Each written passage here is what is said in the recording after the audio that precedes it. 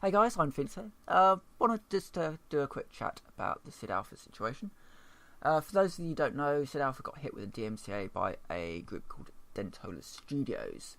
Now, the use of DMCAs as a weapon isn't a particularly new thing. Mundane Matt got hit with one during Gamergate by Zoe Quinn. He was just literally talking about the situation, and Zoe Quinn issued him with a DMCA on one of his videos. Total Biscuit's been hit with numerous DMCAs. Jim Sterling, I believe, has got some. It's something that happens every so often. A developer or individual gets annoyed with something that somebody has said, and the only way that they can think of to silence this criticism is to issue them with a digital right, DMCA anyway. It's the Digital Millennium Copyright Act. The whole thing is extremely draconian, and it does need a human element in there to stop this stuff from happening. There needs to be a person that basically says, okay, this DMCA has been issued. Is there any copyright reason for taking down this video?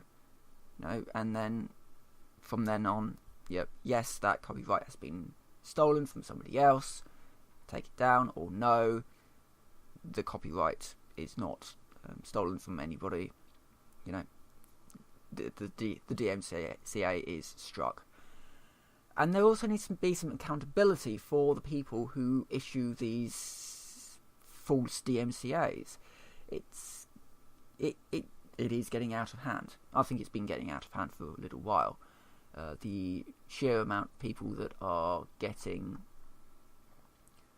hit with DMCAs for just being critics. And yeah, these DMCAs do go away eventually. They do have a finite lifetime. They expire after a month if they're challenged, or the developer will take the person. It has to actually then go into a court case if the developer wants to take it further after the victim of this DMCA has been challenged it. So yeah, it's pretty much just a thing to say. Yeah, this is happening. If you want to know more about it, go to Sid Alpha's website, YouTube thing. I'll do a link to the DMCA takedown video. Just basically spreading the word of this, really. To my couple of hundred subs, and yeah, we'll see what happens. Quite likely, what's going to happen is the video will be held in limbo for about a month, and then it'll pop up again because these developers can't handle criticism. And to those developers who can't handle criticism, there are 3 ways of handling your criticism.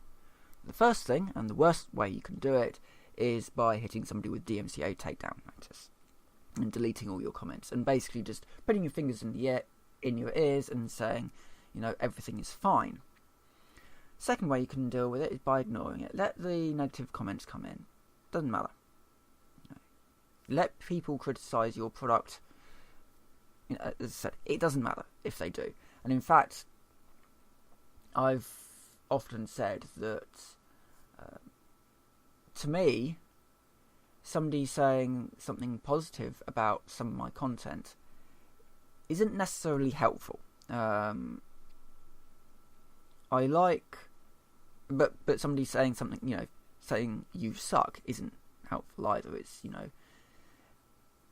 I like to know that the video, in the case of YouTube, the videos are helping people. But if somebody's got a problem with something in the video, then I would quite like to know about it.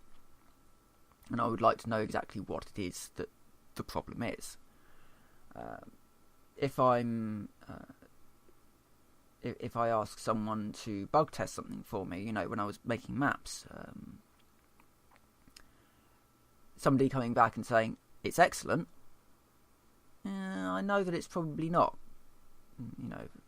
But if somebody comes back and says it's good, but this needs to be fixed, it's useful feedback for me. Which is where we get into the third way of dealing with criticism. You deal with it properly. and in a way that is beneficial to you, ultimately, you publicly say, yeah, okay, hands in the air, there are bugs in this, there's issues with this, we're, trying to fix these problems. It's beneficial for you as a developer, it's beneficial for the people, for the critics, it's beneficial for just everyone, ultimately. Now, a company like Dentola Studios can't really do that because it's just another asset flip, like all the Unit Z ones that keep popping up. They buy an asset pack on Unity and then pretty much just shove it onto Steam. Due to the lack of curation on Steam, which isn't going to be fixed by Steam Direct,